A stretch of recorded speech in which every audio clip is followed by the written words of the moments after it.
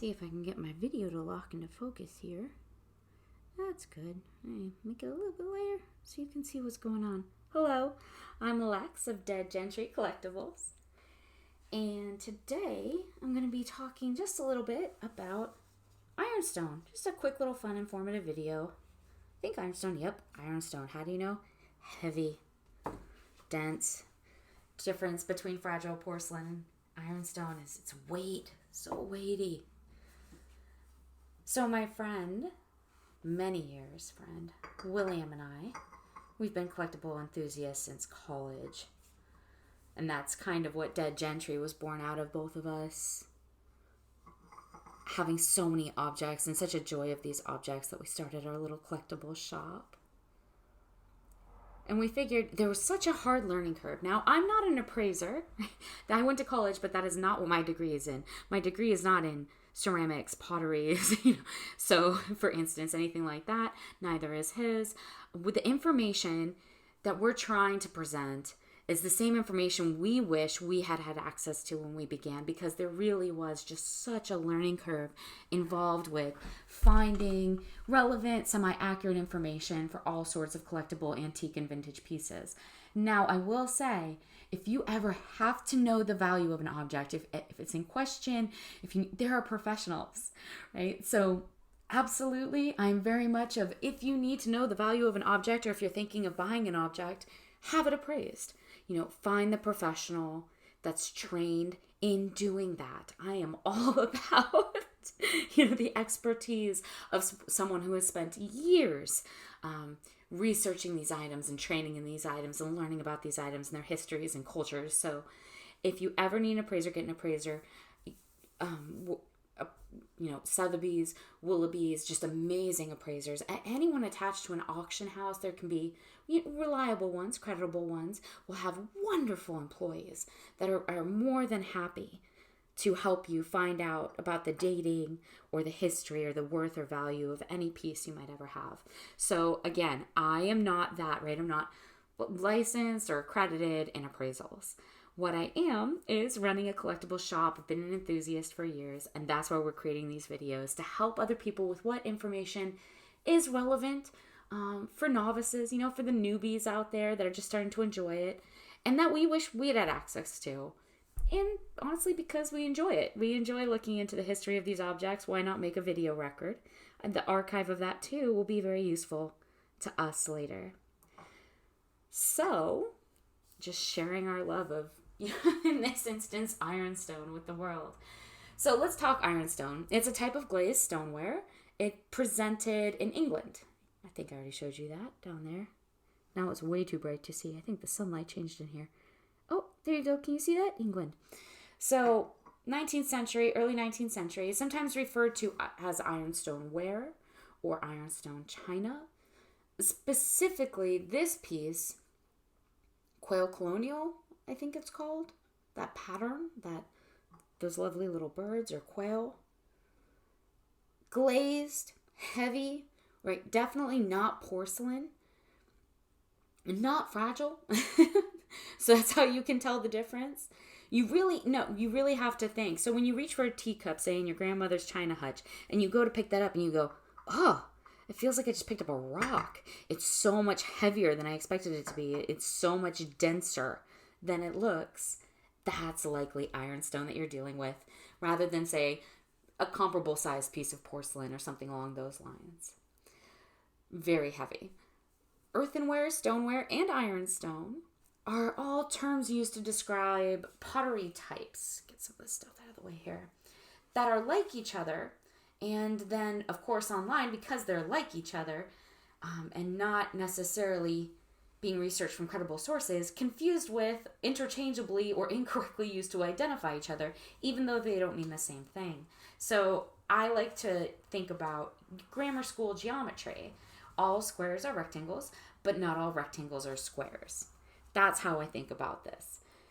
Same idea. All ironstone is stoneware. All ironstone is a form of earthenware, but not all earthenware is ironstone. A Mayan pot is earthenware, and so is an English teacup, because both are quite literally, in a way, made of earth. But an ancient Mayan pot is not the same kilning process, firing process, glazing process, specific clay material makeup as an English teacup. I hope that helps. I know when I started, the terms were confusing to me, mostly due to how many people seem to use them interchangeably, which they are not, which is just crazy making and incorrect when you're actually trying to learn or find information on a thing. But moving on, earthenware and stoneware are made from different types of clay. While ironstone is a type of stoneware, not all stoneware and certainly not all earthenware are ironstone. Ironstone is most definitely not a form of porcelain, for example. So here we're looking at, where's that little maker's mark? Beautiful little maker's mark. There it is. 1913 FURNIVALS. You can see that year there, separated by that iconic little image in the center. 1913. All these numbers, right, with number 6877 or 4771, what is all that? It's registration for the pattern. One thing to discuss when dealing with any sort of piece like this is crazing. If you're new, for the novice, for the absolute novice, this is called a teacup. No. So this is crazing. It's one of those terms you'll find. I gotta find a way to turn the brightness down on this camera because you can't see the crazing on these items. Let me see if I can do that. Crazing is the fine spider web cracks that you will sometimes find. Oh, there we go. Is that better? I think that's better. See all those tiny cracks? Okay. Sorry. Now my focus might change on me here because I had to unlock that. But you see all these tiny, tiny fine cracks in here? That's crazing. All those little spiderwork fissures. So one of those industry terms, like I feel crazed, crazing, just means a piece has developed fine cracks, internal stresses, craze the glaze. They crack. They create tiny little splits, fissures, little itty bitty crevices and ruptures. Not chips, not full cracks, not breaks. They don't go all the way through a piece. It's just, you can probably see on the back as well, really well. Yeah, see that? See those tiny, that spider web? Where the glaze has just kind of shifted because the stress of the internal layer of ceramic probably got heated and then it needed more space, so it expanded. That's what it's due to, differential contractions between the surface and interior sections. So crazing can be caused by any factor. If you drop it and it doesn't chip, but it crazes, that's possible. But usually it's from tension on the surface, on the glaze, that's in excess or bigger than the interior layer's tension. So it is called a defect. Crazing is a defect in glazed pottery, but it doesn't always lower the value because sometimes crazing is expected simply due to age, that it's going to occur. And sometimes crazing, because it's expected, can help date, age, and authenticate an item. So a lot of pieces have crazing. It doesn't always affect the value in a bad way. Just tensile stresses, more than the glaze can withstand, and it creates all these tiny, tiny little fissures.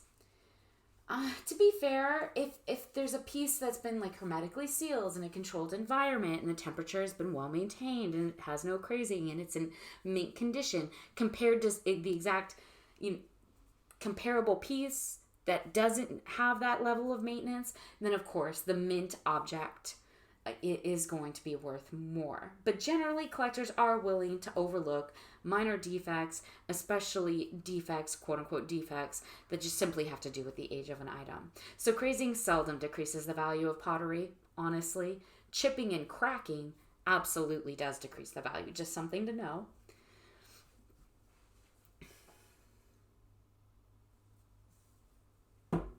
Tell you a little bit about these numbers. People are always so interested. What do all these numbers mean? So in this instance, they don't always mean this, but on this maker's mark, all these little numbers, the 684771 under that made in England right there, that just is dating the registration of the pattern, of that quail or colonial quail pattern within the pattern catalog to a specific year. So because of it, I know that this particular pattern was made in 1921 because this little maker's mark number is registering that date for me. Now you would have to have access to that catalog in order to know that. So generally, brown is not as... Ironstone is known for its beautiful antique blues, those cobalt blue, flow wares that are just so iconic of these sorts of pieces. This one happens to be brown, usually blue. Sometimes called white granite ware, honestly, even though it shouldn't be. White granite ware, developed in America. Again, it's 19th century, thereabouts. So, but if you're really struggling to find a piece or find out about it and none of the regular search terms you're using are working, consider that one. These were made because they were cheaper when they were created to export to larger markets in America and Canada. So, and because they're durable. I mean, there were a lot of shipwrecks, but Ironstone is durable. So there's still some of it around. What else can I tell you about this? Staffordshire, England, Cobridge, Elder Road, the Elder Road Pottery Works, Stoke-on-Trent in Staffordshire. That would have been 1913 to 1968. In 1913, the name of this company was changed from FURNIVALS Ltd. over to FURNIVALS (1913) Ltd. So there's some confusion. In 1967, Barrett's of Staffordshire took over the factory, and that's when it closed. I think it actually closed the following year. And then it was taken over, I think, by Wedgwood. Probably Enoch Wedgwood, 1969. So you have to be a little bit careful. I don't want to get too bogged down in the details. But these stamps, this company did go through some changes. And one of the changes led to it being run by the Masons out of a different manufactory, different pottery works, where they didn't fake or forge or fabricate maker's marks, but because they now owned all the original maker's marks, they started reusing them or recycling them. So that can be very confusing. You have to be cautious about dating this FURNIVALS pottery based on certain stamps, because some of those stamps that you would expect for pottery produced much earlier were actually then reused, recycled as back stamps later. Maybe not an intentional confusion, but it does create quite a bit of it. And then there was for a while too, that name change of that LTD was sometimes omitted from FURNIVALS Ltd. Pieces later. So they just read FURNIVALS, even though they were FURNIVALS Ltd. At that time. And again, kind of makes them look older than often they are. So just be aware with this particular stamp, with this particular maker. FURNIVALS without that LTD was used by the Masons during the later part, the latter part of the 20th century. So if something looks much newer, much fresher, much younger than its stamp suggests, it probably is, right? If it looks newer than this maker's mark suggests, it probably is newer, and you maybe not working out the deep dive rabbit hole details of what's actually going on with the stamp. I know for a fact, though, that the works were closed in 1969, I think the beginning of 1969. So you're not going to find anything made later than that, no matter what. Ironstone is a type of stoneware that was cheaper to make than porcelain, as I was saying. It was easier to produce because it was more durable. So it did better for large overseas commissions, large exportation to, across the ocean, across the pond markets like America and Canada. So it was patented in 1813 by Charles James Mason. It's definitely Charles Mason and his family, although almost all the patents back then say that. It was probably just him, and they would write that in, Mason and family, and Staffordshire, England.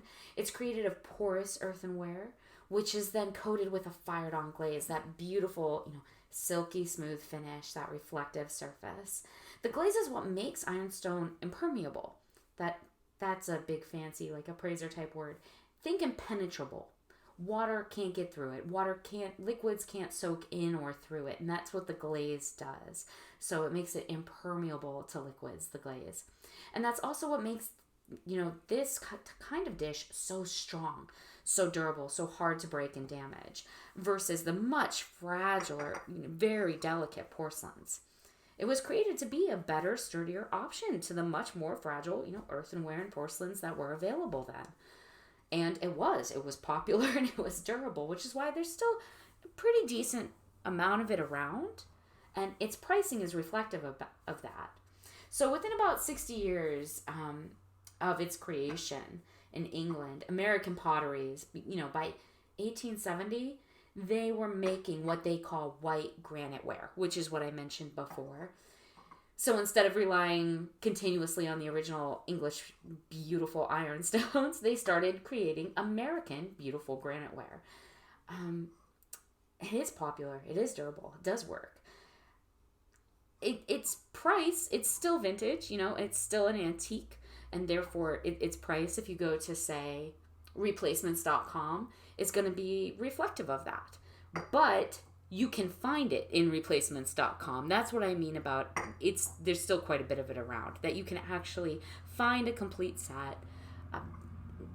It was popular, and there's quite a bit of it left.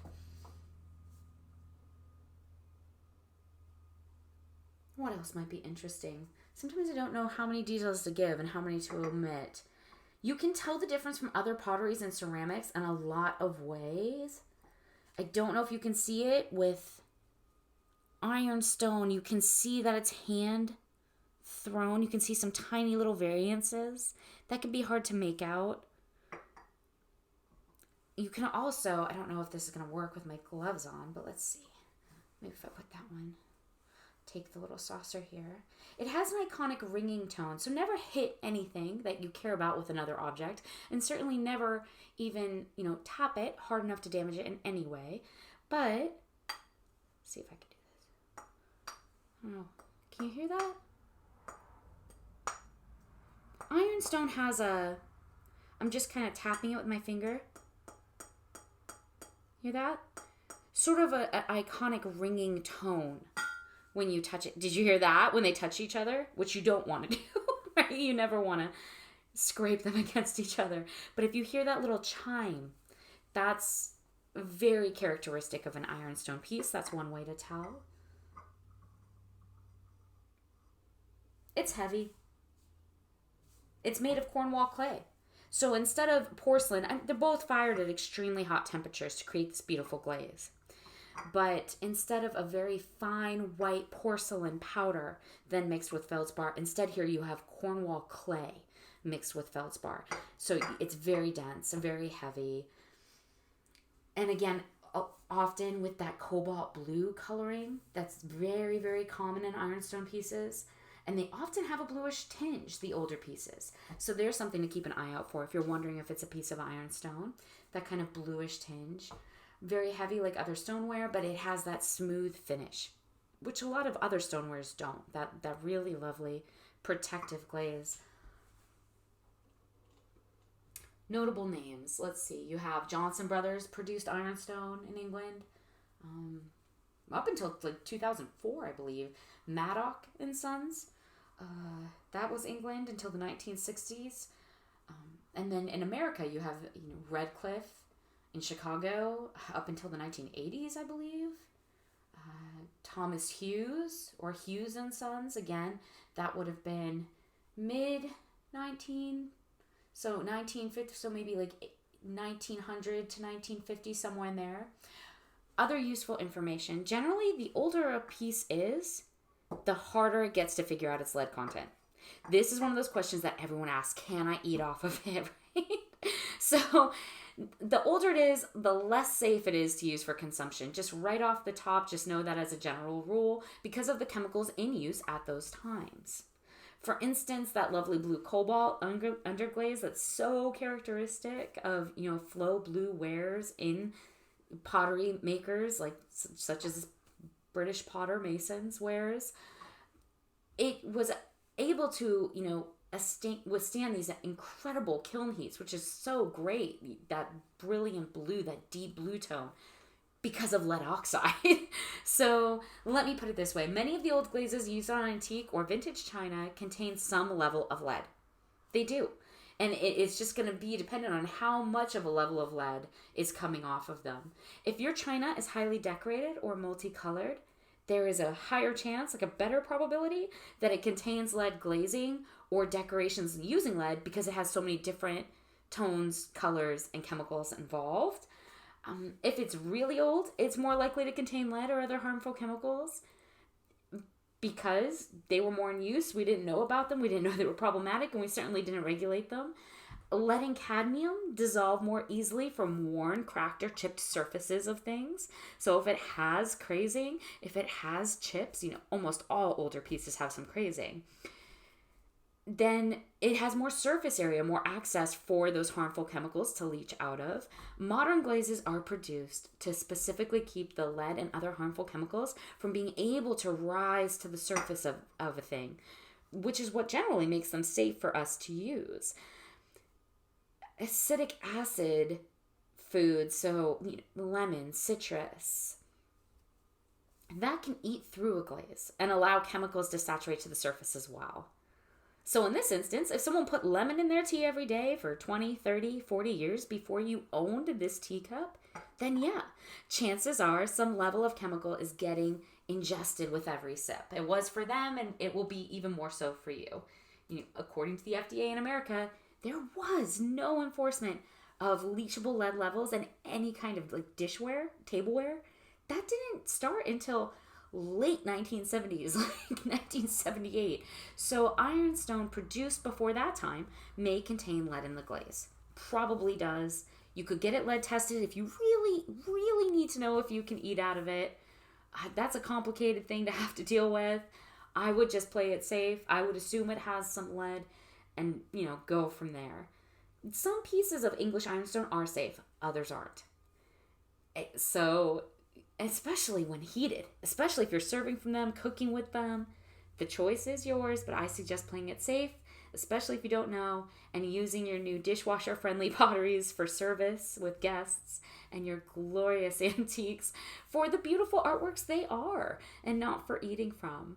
An ironstone pitcher, right, one of those beautiful blue flowworks, that makes a lovely window casing or side table vase, for instance, just really beautiful, or even a standalone statement piece. Small dishes can be used to display purely, aromatic herbs in a space or set up on a plate display. Of course, just really pretty. I mean, this is art. Look at that little scene.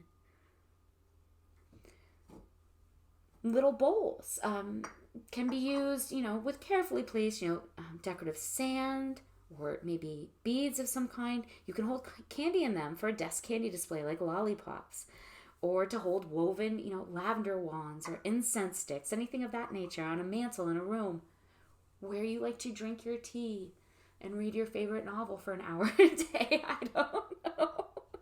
It's a stack of charming teacups, a lovely centerpiece display. So you don't have to eat from these things. All sorts of smaller vessels can be used as dry scapes that are very charming, very elegant, or indoor flower pots. Or just do what I do. And I have to admit, some very cheap taste. Some of my favorite things are these practically worthless, oil flow versions of carnival glass that are just the most beautiful things I've ever seen, even though they're not worth very much. And I enjoy just using them to keep my rings and my vanity in them. Or I hang, my little earrings, my hook earrings, off the side of my favorite teacups, which I know are too old to drink from. So do that. Or, display your favorite pieces, your best joys in a wonderful curio cabinet for everyone to see. It's what you're enthusiastic about. Why not find a way to enjoy it? I'm not saying hide it in a cupboard, hide it, find a cabinet or in a china hutch that no one looks at or dusts or cleans or cares about. I'm saying display it, use it, just don't necessarily eat off of them or drink from them. honestly, I prefer drinking my tea from those modern, handmade ceramic mugs for the feel of them, but they're huge. Those modern huge mugs that are like 4 servings of Earl Grey at a time. So I would never allow anyone to drink tea out of my vintage teacups, my little beauties, but that's just me. Also, something to know, pro tip, boiling water will crack ironstone at 212 degrees. This is not something that you should be cleaning with boiling water, running through a dishwasher necessarily, or even putting hot tea into to begin with. So, I don't know why, if you were ever, say, baking a ham on an ironstone servingware, I don't know why anyone would do that. But again, you're going to destroy it. Anything above 200 degrees, just don't do it. Some people are going to tell you that if there isn't like gold gilt work or decorative trim, or a lot of colors on a serving piece, that it's okay to microwave it as long as you do some sort of a heat test and check for damage first. I'm going to just knock that, internet nonsense right down. If you love your stuff, your things, if you want it to last the test of time, and if there's any question in your mind that it might be damaged by that, why not err on the side of keeping it safe, right? If you don't know if it's going to be damaged by some form of electromagnetic wave pulse stress, which is what a microwave does, then no. Of course, don't microwave it. Feel free to use my rule. If it doesn't say microwave safe, right there, if it doesn't say that, right? If it doesn't say microwave safe, if it doesn't say dishwasher safe, because those appliances weren't invented when this was crafted, then no. Don't assume that you can do that. Don't test to see if you can do it. Just don't do it. Err on the side of caution. Gently hand wash. This piece, it doesn't need bleach. It doesn't need acids near it. It doesn't even need soap that, say, has lemon scent, because there may be a citric acid in that. Mild soap and water, non-acidic soap and water, soap without any lemon or orange scent or anything like that, and water. Just happy little tiny, colorful, soft bubbles. Baby your antiques. Someone else certainly did before you received it, right? No tea stains, no coffee stains, not a horrible amount of heat damage. If someone kept this in a china cabinet, they were very careful to open that cabinet, for 24 to 48 hours a month and let those pieces breathe. Someone cared about this item long before it passed through my hands, right? So why wouldn't I care about it once I receive it as well? Just something to keep in mind there. And remember, antiques aren't old. They're timeless. Cheers.